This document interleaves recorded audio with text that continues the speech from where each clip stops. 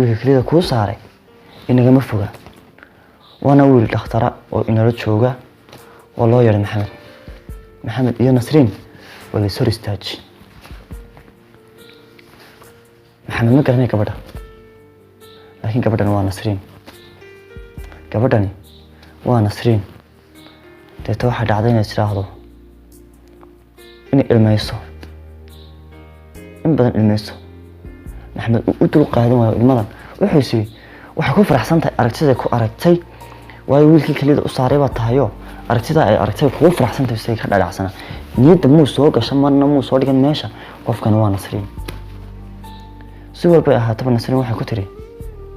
aad baad u mahadsantahay maxamed wuxuu ku yiri hay hooyo hay mahad celin maanta waayo waxaan buuxinay booskii hooyanimada ii joogto ayaan buuxinay abaalkoodii gudanay waxaad igu mahad celisay maaha waxaan ugu faraxsanahay hooyo inaan kaliya ku saari ku maxamed Nasriin iyadu way garanaysaa maxamed waayo maxamed saashkii muusii bedelin duruuftu may bedelin laakiin Nasriin duruufta bedeshay waaya maxamed wuxuu yiri hooyo saas ayaan u abaal gudanay oo abaalkiiga u gudanay laakiin waxaad igu mahad celiso maaha hooyo Nasriin waxay tiri hooyo hay odhan maxamed wuxuu leeyahay maxaan ku dhahay Nasriin waxay ku tiri magacayga rasmiga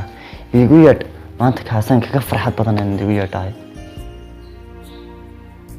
maxamed ma garanay magaceeda wuxuu ku magacaaga kugu yeedhay hooyo waxa ku tiri Nasriin iigu yeedh oofiyo xanuuniyo hadii uu aramiyahay inayahow jacaylka hirbad badaweynlay inayahow jacaylka hirbad badaweynlay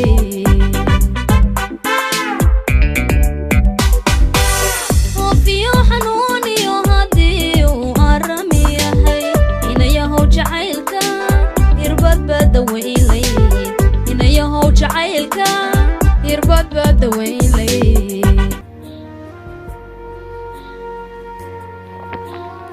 waxa dhacday in maxamed yaabo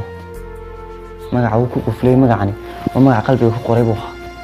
qalbigu ku qoray magacan wuxuu Nasriin ba soo qof kale oo ka filanayo magaceedii kala wadata soo Nasriin tan garanay Nasriin iyadoo ilmeynaysa waxa ku tiri waa Nasriin tad garanaysa maxamed uu yaabo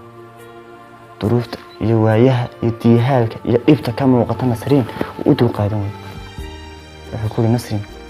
maxaa waxay noocan wajigi dhalaalka lahaa mee quruxda rag isku jireen mee quruxda laga ka qaadanay xasan ku galay Nasriin iyadoo ilmeynaysa waxay tiri duruufta waayaha saay gatay ee akirtay noloshayda xumaysay maxamed wuxuu meeniki ku qabay meeniki noloshaad ku aamintay meeniki ka raacday ka kaxaystay aawe Nasriin waxay tiri maxamed qisadan nagu dhacday oo sheeko xun bana soo hor dhaxmartay ninkii waxa dhacday tiri Nasriin